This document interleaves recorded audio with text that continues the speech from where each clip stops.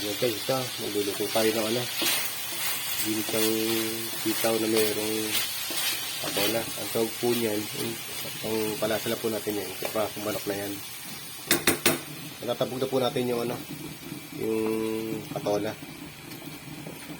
Simple lang po yan. Para medyo melt tayo ng ulam. Kaya masarap po yan. Kasi po yung magpapasarap po dyan yung patola. Manamis-namis po kasi patola pagka ginigisan nyo lang. O ba't ganun ang sikreto ng patola? Kahit sa miswa, yalo nyo sa mga limasag, masarap talaga patola.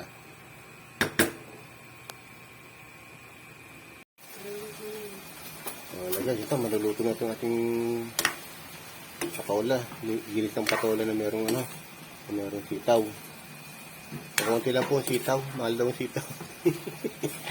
Tatala mahal. So talaga po ganyan po talaga tayo ngayon. Kaya pala bira na makakain ng sitaw.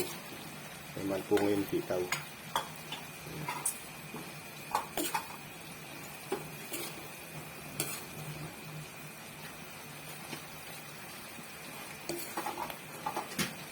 Konti lang po ang tangkap niyan. Kasi konti lang po naman yan. Pang isang lutuan lang. Yung mga alanganin po yung ulam nyo. Yan, pwede po yan. Pang ano nyo na po yan. Pang pandagdag na luto.